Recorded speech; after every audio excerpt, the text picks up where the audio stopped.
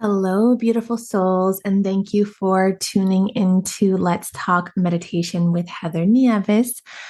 This is episode 33, titled, these are just my favorite quotes of 2022. These are lessons and celebrations for the year. This year, this is my 33rd episode this year. I started the podcast in January of 2022. Apparently, according to my podcasting host and platform, I have 1,647 downloads. So thank you with all of my heart for downloading this podcast, for tuning in, for listening, for sharing it. I don't know why I don't feel like introducing myself. I am the founder of I Love Me Yoga. I'm still a women's empowerment coach. We'll get into all of that in today's episode, but I really do absolutely love empowering women to be more themselves, to love themselves, to make money, to just be in the embodiment of who they are and really explore and discover that. So I actually haven't recorded an episode in a few weeks, and guess what? That's okay. I was talking with my mentor, Jen Kohler, yesterday, and I'm slowing down with the cold weather and darker days alongside preparing for this baby girl that's arriving in February. And I really haven't been in touch with her or the mastermind that I am in as much. And I told her I'm not focused on growing my business at this time. So I've hesitated to join the calls or participate in our Vox or chat. And she shared some magical numerology wisdom with me and then reminded me to let me be the project that I'm working on right now and lean into surrender. Let you be the project that you're working on right now. Like that hit me. I feel like I've been doing that to a degree unconsciously, but it was really a powerful reminder to lean into it more, to give myself permission to let me be the project. Let me be the thing that I'm working on right now. And I absolutely love when small phrases and words hit deep and they're just profound. I wrote a lot of thoughts out, and I'm not going to worry if it's like, oh my gosh, I have all these thoughts that I'm sharing. Everything always connects. When I go back and I listen, I'm done apologizing or worrying. Did it come out right? No, I'm just trusting that the message is the message today and it's coming out perfectly. I forget to give myself grace that I'm 30 weeks pregnant this week, and I am leaning into it more and more each day.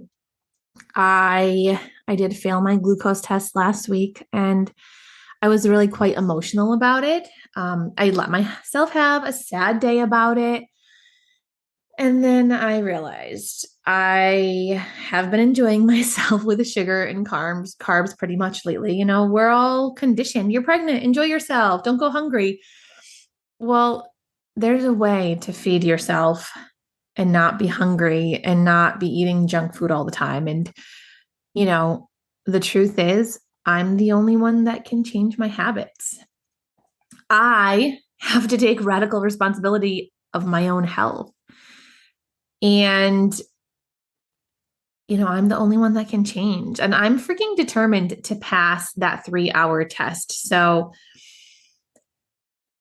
I went out of my way to find a natural glucose powder so I don't have to drink the yuck that's offered by the doctor's office. And so I'm very proud to say that this past week I've not been dieting, but I've been eating more balanced meals. And I'm empowered by me, right? I'm celebrating me. I'm taking radical responsibility for my life, for my health, making sure that this baby is healthy, making sure that I am healthy. And, my body's processing sugar differently than it did 8 years ago when I was pregnant with my son. And it's okay. It's okay that I cried about it and had my sad day about it. And now I'm just being more intentional about eating more balanced meals, more veggies, more protein. And this is the first pregnancy that I'm fully vegan. I haven't had meat in over 6 years. Has it been 7? Anyways, long time. I wasn't vegan when I was pregnant with my son, but it was, I think, when he was like a year and a half, where I started to change my lifestyle. I have no desire to go back. So I am eating less sugar, not none, plus I love me some tortilla chips and some fresh salsa. My husband's always like, oh, feeding the baby, he likes to comment. I'm like, yeah, chips and salsa every day keeps the doctor away. So, we can still enjoy ourselves, but also take radical responsibility for our health and make decisions so that the food that we're eating can nourish our bodies. I'm still teaching yoga and I'm practicing at home 1 or 2 times a week. I'm walking, I'm strength training 1 or 2 times a week. And, in my living room, watching YouTube, there's this woman, Heather Robertson. Her workouts remind me of the 21-day fix workouts that I used to do. Because my body was conditioned. I did those workouts for a really long time after I had my son. And I like the time frame, and I really do enjoy that style of strength training and workouts. But I also modify when needed and do more or do less according to what I desire that day. So last week, when I was all in my feels and my husband walked downstairs, he saw me working out and he told me how proud he was of me. And by default, I was like, oh, it's only 10 minutes. I was choosing these little micro workouts. And he lovingly reminded me, like, Heather, you've been consistent for years, right? I have some form of a movement practice. I have an episode about the power of movement. And, he doesn't work out. And he reminded me, like, I'm working out while I'm pregnant. And in that moment, I stopped. I simply just received it. We've got to all work on receiving by simply just saying thank you and receive compliments. And then I thanked him for celebrating me. And then I celebrated myself. And I remembered 10 minutes is better than no minutes. And again, I'm proud that I'm prioritizing my health while pregnant, staying active so I can prepare for this natural birth and, honor this sacred vessel that I get to live in. So, yeah, I'm sharing a lot of like little golden nuggets today. So just keep listening. I shared in some previous episodes and, to some people in person that this pregnancy, it was a spiritual download. Some people were like, oh my goodness, I thought you weren't going to have any more kids. By the way, we're allowed to change our minds.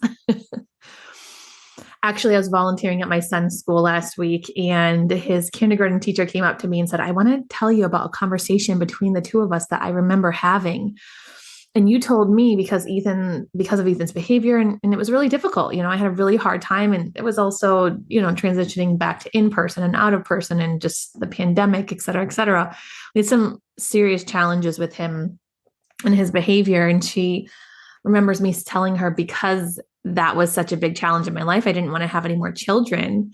And she thought to herself, she might change her mind someday because he's going to change, because she saw his magic, right? And I see the magic in him as well. I mean, I love my son so much, but it was funny that she saw me at the school quite pregnant and she congratulated me. And of course we all have our own path, and that I thought was going to be our path where we were going to be an only child family. But anyways, it was a funny moment.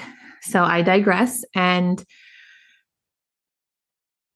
this pregnancy, this desire, it was a spiritual download. And I realized that this child wants to be born through me, is here to come teach me, right? And processing this choice and miracle that happened, one and done, right? The moment we decided, it took me time to process it and digest it.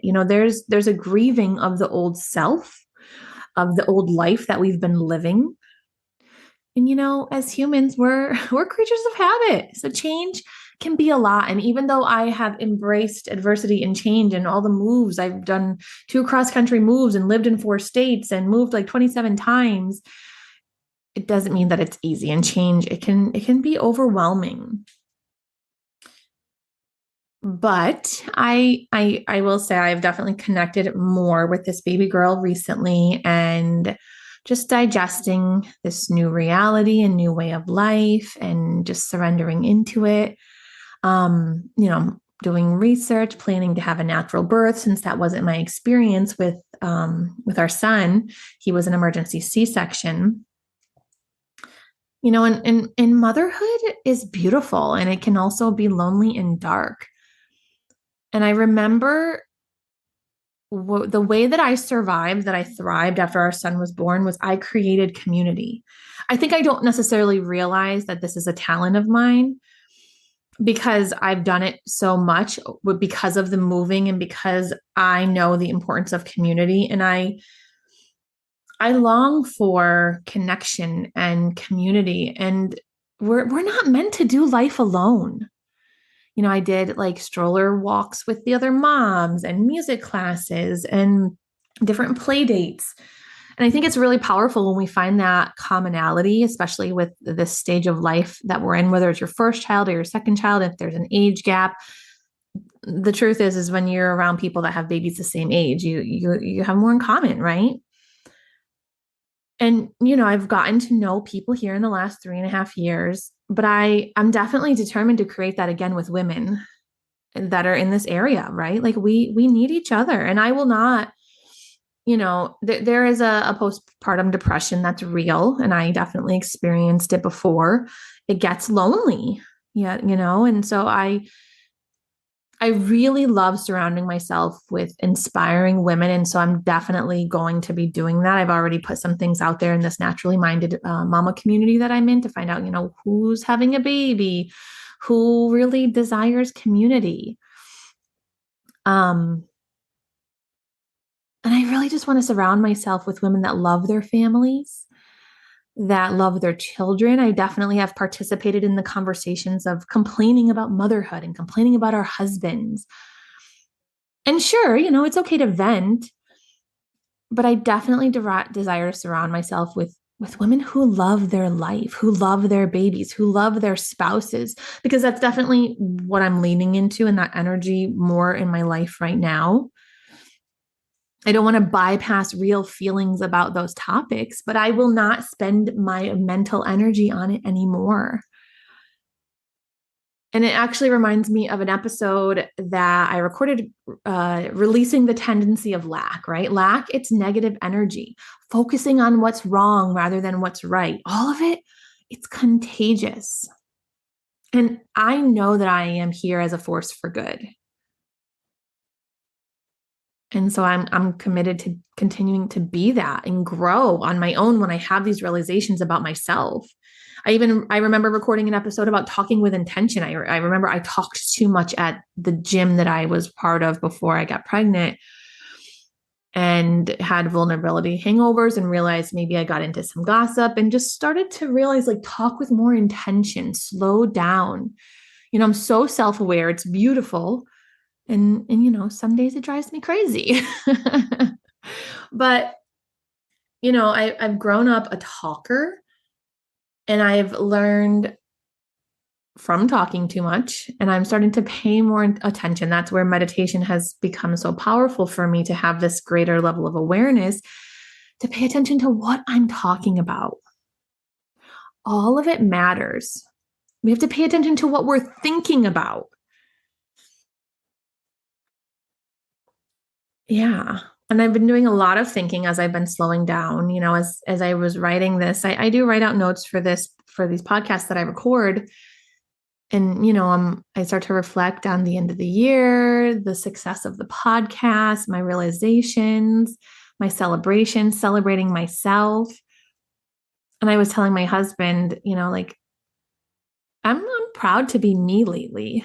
And it even like brings me to tears to say that because, maybe you view me as like this very confident person. I also am real and vulnerable and insecure at times. And I'm like, I'm so proud of myself. Like I really witness myself and notice the things that interest me that never did before, what I like to watch, what I like to talk about, and how years ago I would just be in the gossip or just living and speaking so unconsciously. Like I'm fascinated by history now. So I'm noticing what interests me and fascinates me, and I freaking love it. I think it like to be in wonderment of yourself and in wonderment of life, if that word even makes sense. Like it's a cool feeling. And it's like, it's just really participating in the simplicities and the heightened awareness of who we are and how we are. And it just feels cool to be in wonder of myself. I mean, I'm really paying attention to how much I changed, how much I've grown. So I invite you to do that this time of year. I celebrate like my awesome parenting moments, my wins in our marriage, in my business, right? Today, it's a reminder to celebrate yourself, to reflect. Sometimes we call it formal gratitude, but sometimes when I like sit and I do a gratitude list, I'm like, I'm grateful for my house, I'm grateful for my food, all my needs are met, I'm grateful for my friends, I'm grateful for my clothes, I'm grateful. But this is just a different way of being into more specific gratitude. And it's just noticing like this inner work. It's the most important work that we'll ever do. And oftentimes we don't notice it in the moment because it doesn't always work right then. And sometimes it takes years for it to really freaking work, right? We've got to, master the small things before we master the big things in life. I was listening to Alicia Fox, her podcast this morning called Spiritually Fit. And she was talking about how we're always so focused on mastering the big things in life, right? And then if we can't, then we fall short, we get discouraged. But when we master the small things over and over again, that's how we master the big things, which, this isn't, self-mastery, but it's growth, it's evolution, it's allowing, it's realizations, it's potentiality. You only lose 10 pounds by losing 1 pound at a time. You only make 10K by making 1K 10 times. So these are more of these profound moments in this quotes, in these instances, and I freaking love it. So I hope that you're enjoying all these shares in today's episodes. And, to be honest, I've been learning and listening and collecting info and quotes for years, but the truth is I didn't apply it or embody it for a really long time. And I would say it. So I'm really trying to practice not sharing things that I haven't actually, or try not to give advice for things that I don't have experience in, that I haven't embodied, that I can't really say truthfully. And I spoke a lot of bullshit in the past, So this comes with age, this comes with growth, this comes with life, right? And I freaking love it. When I start to embody it, right, the moments become bigger aha moments. And those are the ones that we get to celebrate. And then we celebrate ourselves and then we get to pass on the lessons to others, right? So as we are closing the year out, as we're closing this episode out, I want to invite you to scroll. The episode is not done yet. I have some more quotes to share, and we definitely are going to do a meditation together. But scroll through the episodes on this podcast and, tune into the title that speaks to you. I do want, let me take a sip of water. Unedited, raw. Some quotes that are really on my heart lately. Keke Palmer, she's an actress, and she shared recently, and this was something that was powerful for me to see. She says, I just saw a few comments of people saying I was ugly because I wasn't wearing any makeup, and I really want y'all to get the help that y'all need, because makeup isn't real. I'm beautiful in real life because of who I am and not what I look like. And I remember a time in my life where I wouldn't even leave the house without makeup on. I was so insecure. My blemishes had to be covered up. I have very fine lashes, so I didn't think my eyes were beautiful. I needed blush, or I would only wear no makeup if I'm tan enough or if I'm blemish free. And this was just such a beautiful reminder for me. I've worn like no makeup or less makeup over the years, and I'm proud of that because that's me being in more acceptance of my physical beauty, but also like of who I am and not what I look like. It's fun to wear makeup, but to do it from a place of not feeling like I need to cover up something or someone. So I really wanted to share that quote with you. Another one is, you are too much for some people. Your willingness to own your shit and ask another to do the same is threatening to the people who aren't yet in touch with themselves. Your integrity, your honesty, your vulnerability, your desire for real connection will scare the shit out of some people. They're not your people. This one was like, this is me. This is what I want for you. I had a conversation with my mentor recently where someone was kind of making, my neighbor, my neighbor was joking with my husband because he took our son to a birthday party and my son was just like, all he wanted was orange soda. And we're not a no soda family, but we're not a soda family. So if he has it, it's a treat every once in a while. And so he says to him, I don't want some crazy lady coming to knock on my door saying, why'd you let my kid have soda? And instead of getting upset, I laughed because they know me. I mean, I'm not some sugar Nazi, but I definitely try to practice balance and notice how these things affect our child. But I mean, it was just a moment of laughing. And then I have a friend that I also work my part-time job with. And, they were collecting some things for me for the baby. And then she was saying, well, you never know what kind of things Heather likes, whether she's going to cloth diaper or what kind of natural diapers or wipes. And, remember she had a whole conversation about the dangers of fragrances. Weren't you listening? And is there a mocking tone when some of these people are speaking? I don't know. But the way I decided to receive it was like, okay, these people are getting to know me. And this is me, and I'm being more unapologetically me. And I'm not apologizing. I'm like, yes, cool. Thank you. So they were just going to like collect cash instead of gifts because they just weren't sure. And I think there's beauty in that as well, to instead of just trying to please yourself when you're offering someone something, to try to get to know the person and what would truly support them. So let me move on to the third one. I will never have this version of me again. Let me slow down and be with her. I feel like I need to repeat that. I will never have this version of me again. Let me slow down and be with her. That's where I'm at. That's where I'm at. So, since I'm always being honest, I feel like I've said, if I'm being honest a few times today, on the Let's Talk Meditation podcast, I'm going to tell you that I haven't really been practicing meditation as often.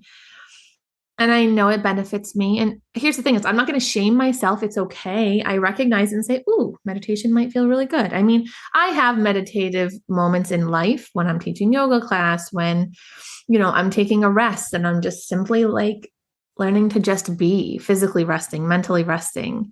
But I know that it would benefit me even more right now as I prepare for this birth and I listen to the affirmations that'll support me during labor. So, being a meditation podcast, why don't we close out today's episode with a guided meditation? We could both benefit from it. But I do want to say lastly, before we close our eyes and get out of our heads and into our bodies, I do want to share that I am fundraising for my doula. So if you have ever had a doula and understand the power of having one present at your birth, if you've enjoyed this podcast or found value in any of my work, whether you've been a client of mine or not, or any amount, it'll support me and my family. And I'll leave my Cash App and Venmo links in the show notes. Any amount is appreciated. And if, some people put it on their website, buy me a coffee, right? I think it's beautiful when there's a reciprocation, an exchange, when it's like, yeah, that was powerful. I want to thank you for putting out this message into the world. I do it with this woman, Shiana, very often when I do one of her meditations or I listen to one of her podcasts that really like just lights me up. So with that said, let's go within, close your eyes, roll your shoulders back a few times. 3 is best. And we'll do 3 cleansing breaths. Nice deep breath in through the nose, out through the mouth, let it all go. Let's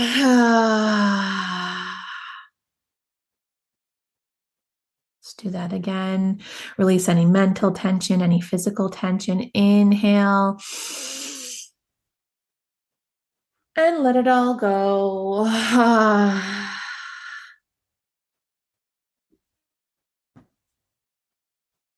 Number 3, inhale deeply, fill the belly up. And release.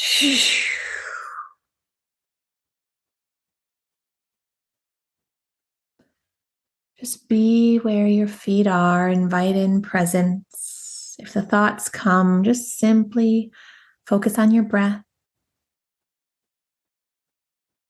remembering that it is safe to slow down, especially this time of year. It is safe to go within. Most importantly, it is safe to celebrate yourself. It's safe to celebrate me. It's safe to be you.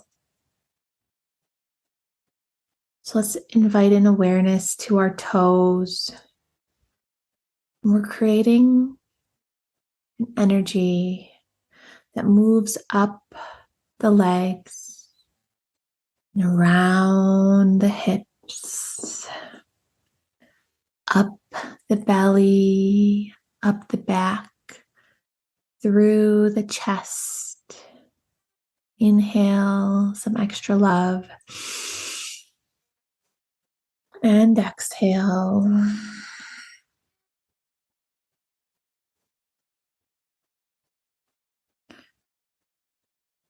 Bring that energy down to the palms of your hands.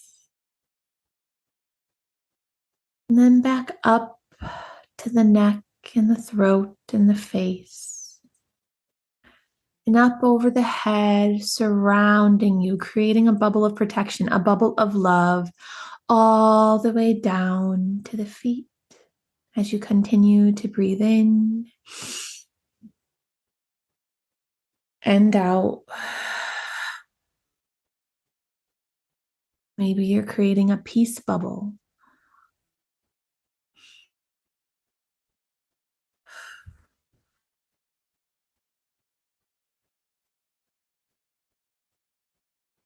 Breathing in and out.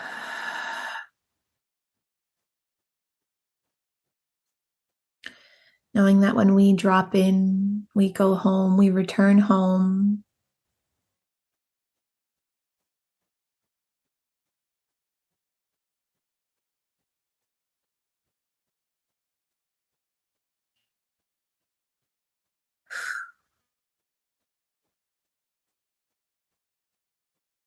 So let that energy move up the feet, up the body, all the way to the top. As you inhale, and then as you exhale, move it back down from the head to the toes. Again, inhale, moving it from the feet all the way to the top of the head. And exhale down to the feet.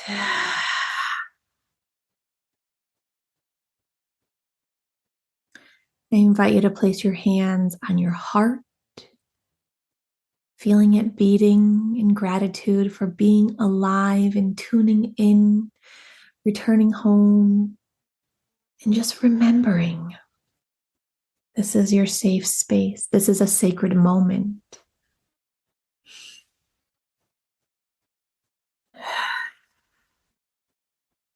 You created this for yourself, and you can come back to it at any time. Breathing in and out. Breathing in and out. Breathing in and out. I invite you to inhale, look up, reach up, palms together, bring them back to heart center, and just bow into yourself, celebrating that you took this moment, this sacred pause for you. You can turn this podcast off and you can extend it, or you can simply celebrate this moment, this pause, this celebration, this remembering. So I thank you so much for tuning in to Let's Talk Meditation with Heather Nieves. I am not sure if I'll record another episode this year, but happy holidays. Thank you for tuning in. Thank you for listening. Thank you for supporting me. I love you. I appreciate you. And I'll talk to you soon.